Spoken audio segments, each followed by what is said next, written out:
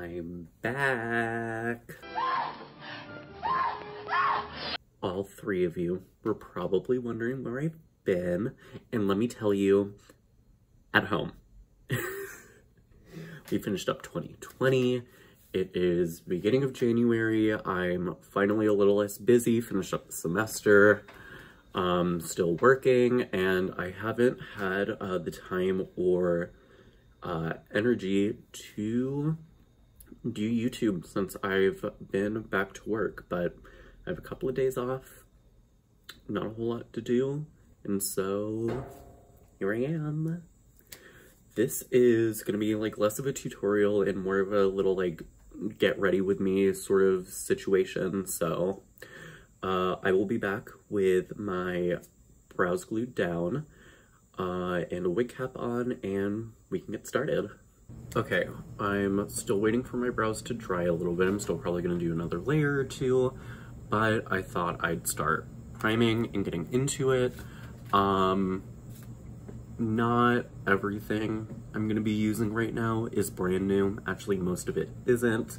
I've tried most of the like newer stuff that I've already gotten. The only thing that I have not tried yet is the Beauty Bakery The Butter Hydro Silk Primer. I haven't heard a ton about this, but I am very excited to try it. I usually use the Milk Hydro Grip. For drag makeup, usually use the Rare Beauty primer for my like daytime makeup, my work makeup. So this is definitely going to be a little different than what I'm used to using. I was using the Tatcha liquid silk canvas for a while, and I really liked that, but it was a little too expensive for me to really like justify buying again. So here's the component. It's just like a little twist stick. It looks really shiny. Okay, yeah, definitely is going to be a little more of a slippery primer, and I'm not super sure how to like apply it, so I'm probably just gonna like put a little on and then like blend it in with my fingers and see what it feels like. Definitely has a pigment to it,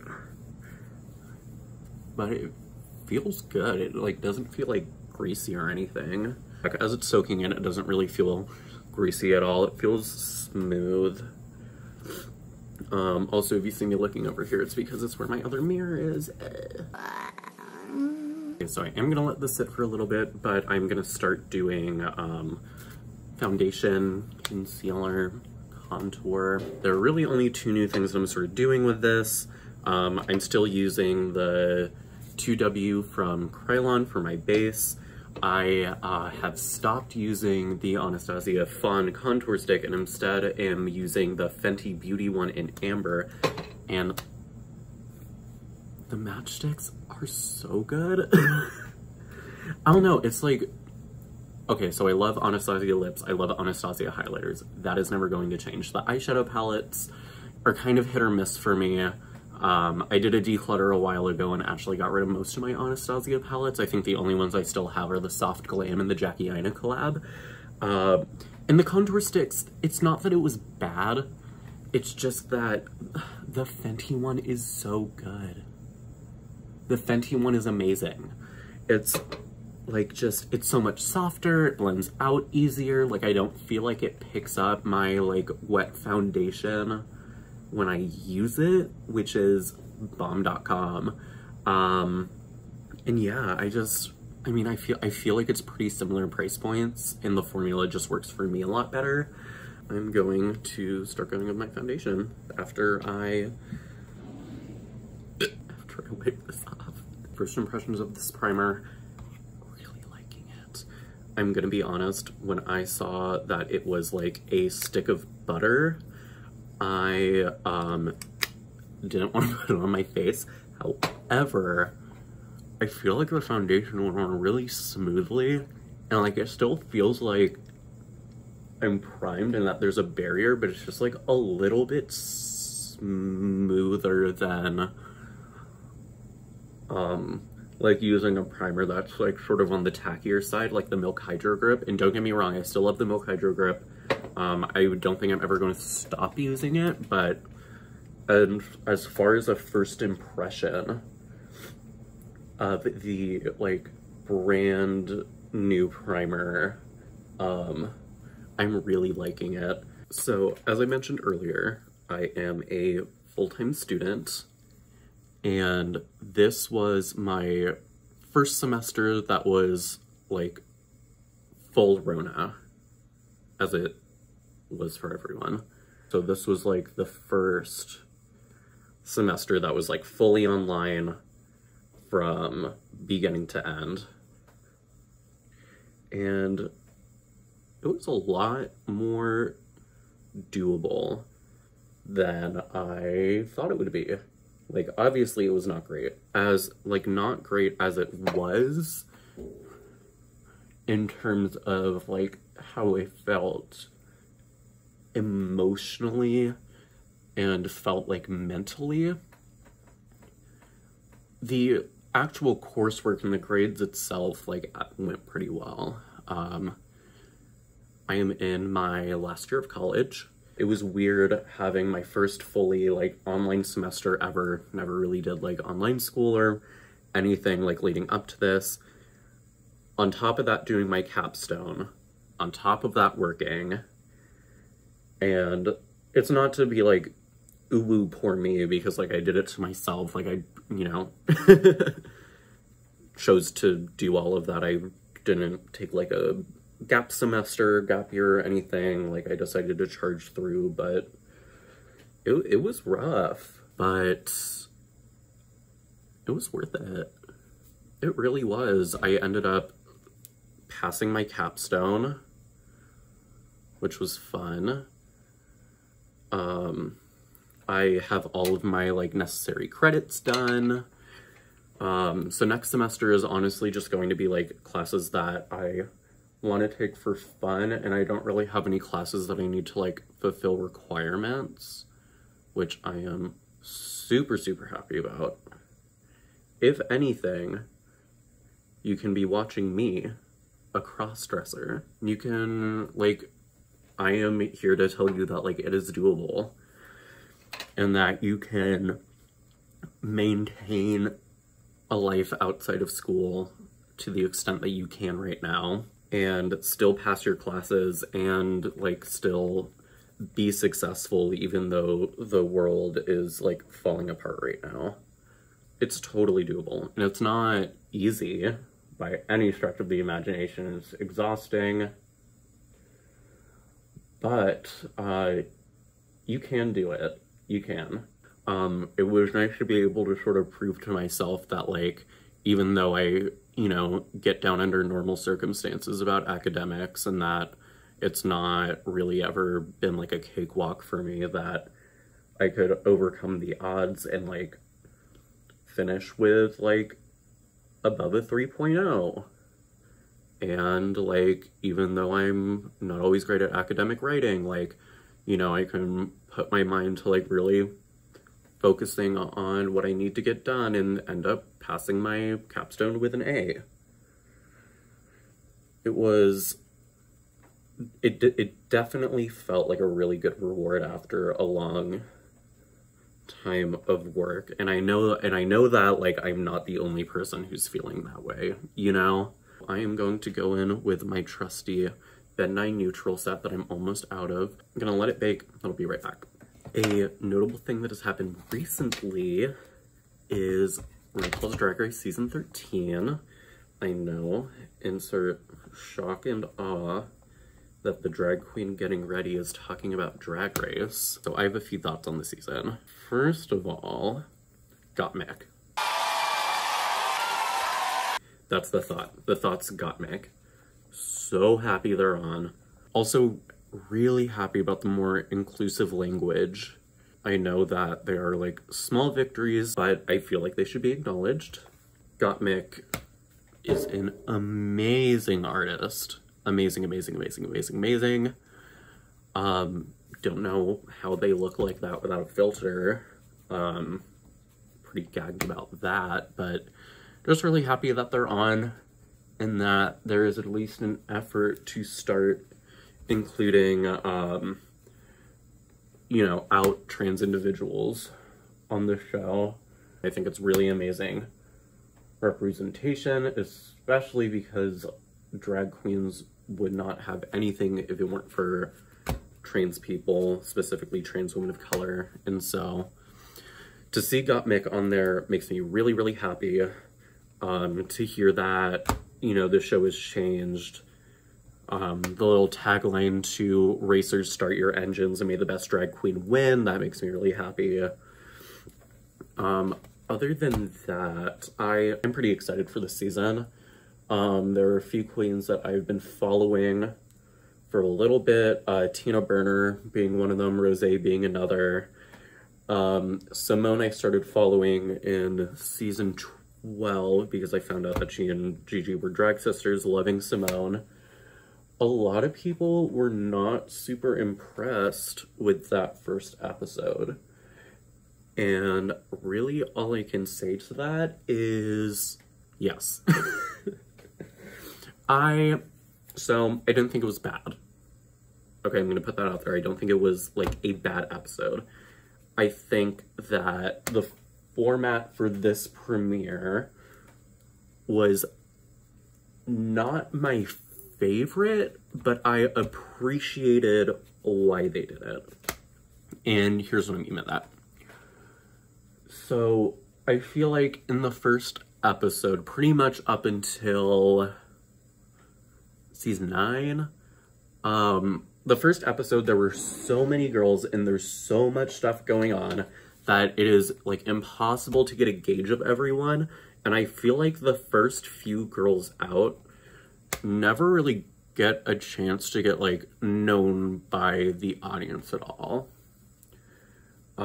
Like especially the girls who are first out, there's so much divided attention among all the contestants that I feel like they get on the show and they don't really get an opportunity to like really show themselves or like show what they're about, and they sort of like get pushed under the radar.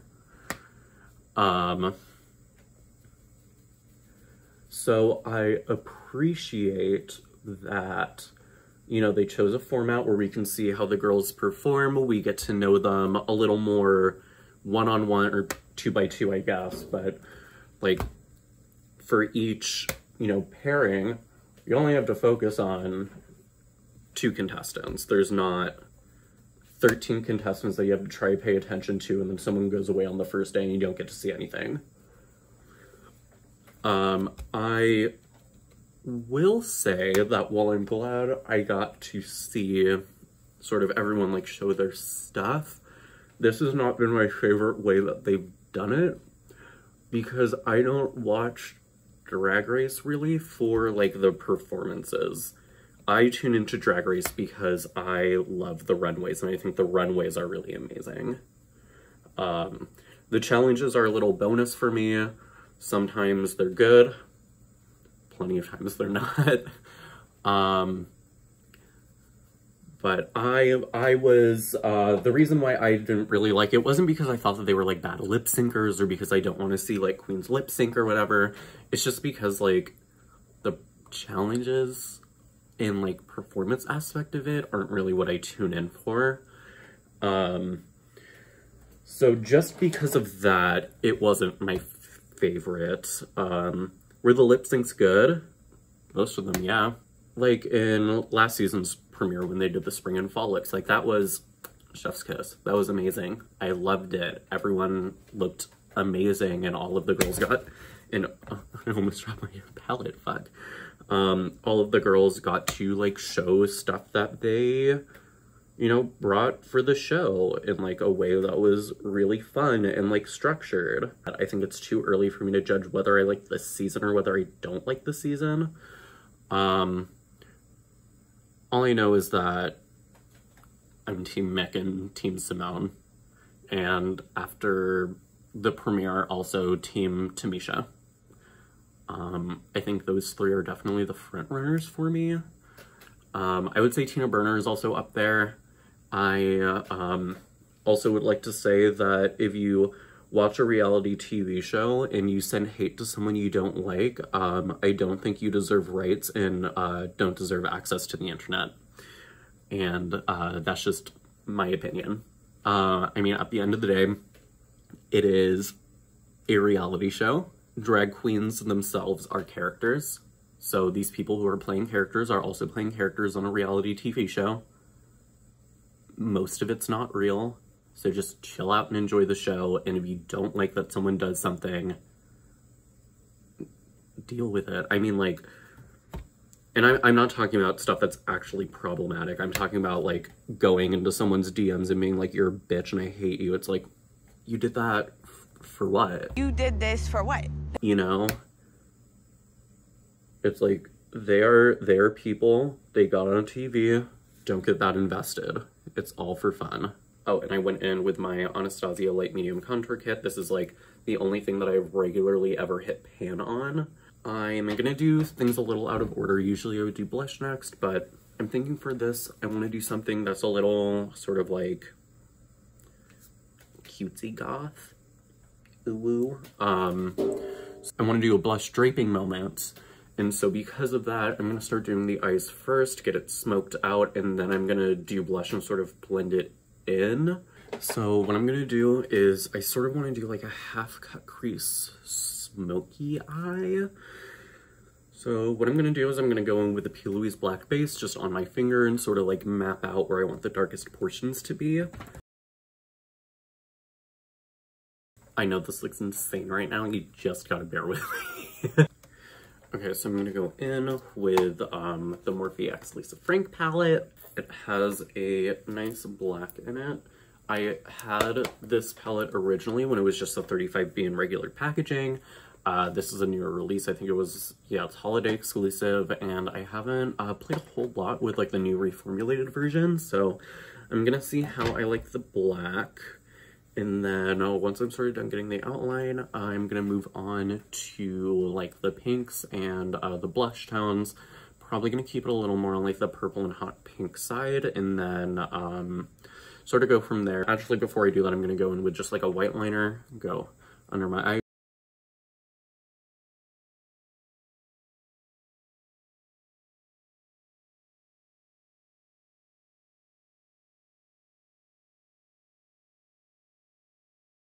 I would also just like to note that you can literally see the difference of where I put the primer and where I didn't. Okay, now what I'm probably going to do is I'm going to do a little bit of liner, connect the underneath, do this, and then I'm going to move on to like the pinks and the purples and stuff. Okay, perfect. Now I'm going to go in with the Sweet Pinks by Juvia. What I'm probably going to do is start off with the purple, and then go in with sort of like the pinks and peaches, and then whichever one I think is right, I think I'm going to use this like little bit of like a brighter pink. That's probably what I'm going to use for blush to like marry the two together. But basically, I'm just going to go in with a little bit of like a smaller blending brush that already has a little bit of purple on it because I'm disgusting. And yeah, really sort of just like start blending everything. I want to sort of bring this to like a point before I start going in with the blush.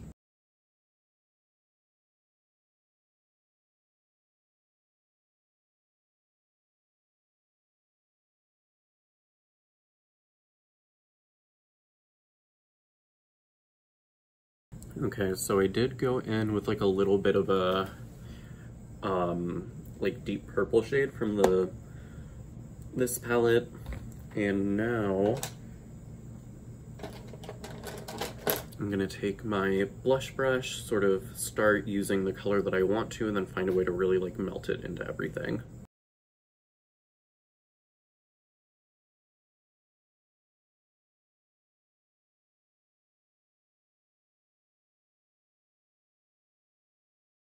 Yeah, so you can see that I've really like taken the blush upwards, and now I'm going to take like a cleaner blending brush or like sort of this like highlighter brush and really start to sort of like fade out this pink. I'm probably gonna go back in with the pink a little bit, deepen it up, and then go back with sort of the blush tone and start putting that a little bit more on the eyes.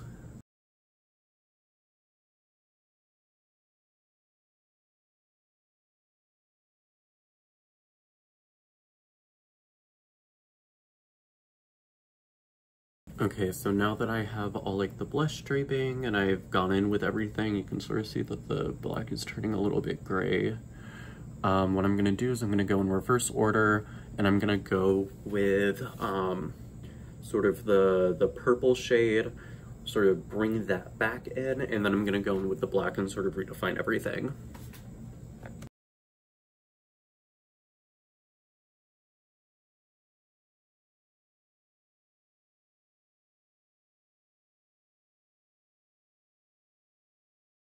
Alright, so now I'm gonna go in with the Natasha Denona Chromium Liquid Eyeshadow in Dragonfly, and I'm just gonna add a little bit of dimension. This is probably gonna end up being like a half cut crease, so I'm gonna bring it super high and super far in, and then once it's dry, blend a little bit of black on it so it's not just like a hard stop, it's more of like a blended sort of smoky, or like I don't want it to be like a super hard cut crease. I want it to be a little more on the smoky side. And what I'm gonna do is I'm gonna wait for this to dry, and then on top of sort of cleaning it up on the sides, I'm also gonna go in with a liner and just really define that. What I really like to use for that sort of stuff is the Suva Beauty liner in grease. What I'll do is I'll put actually a little bit of setting spray in it instead of water. I feel like it gives it a better consistency, and that way I'm able to get a really like opaque black line. Perfect. So now what I'm gonna do is I'm gonna go in with a little bit of highlighter while everything is sort of like percolating, setting a little bit. Before I go in with highlighter, just because I feel like the top needs something, I'm gonna go in with my Milk Makeup stamp and just put some stars sort of like where the eyebrows would be.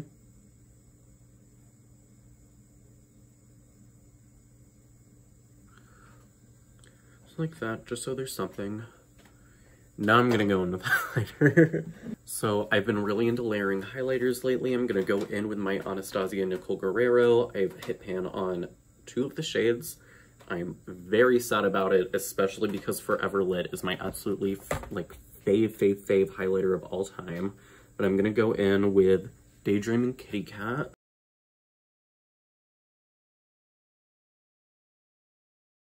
I've been really into layering highlighters. I'm gonna go in my Fenty Diamond Bomb Rosé Rave, and I'm gonna hit everywhere I highlighted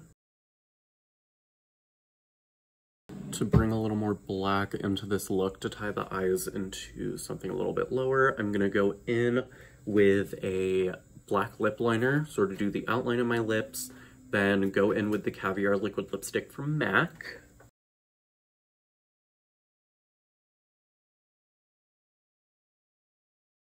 Perfect. So I'm going to add my new lashes by Hell Bites Beauty, contacts, and then some gloss off camera. I will see y'all in a second. This is the look. Do I love this? Yes. Is this dress half buttoned and I have sweatpants on? Who's to say? But yeah, so I just finished it up with a little MAC lip gloss, Stacked B Witch lashes from Hell Bites Beauty, which are my like new favorite, and then these contacts that I actually have an affiliate link for. I'll put it down below. They're unique, so I have a code, I have a link. So if you want contacts, I'm not a doctor, but I've been wearing their costume contacts and my eyes haven't fallen out, so I'll make sure to put that below. Thank you for tuning in. I'm happy that I got to get back to filming and just talk a little bit and do this look. All right, see y'all later.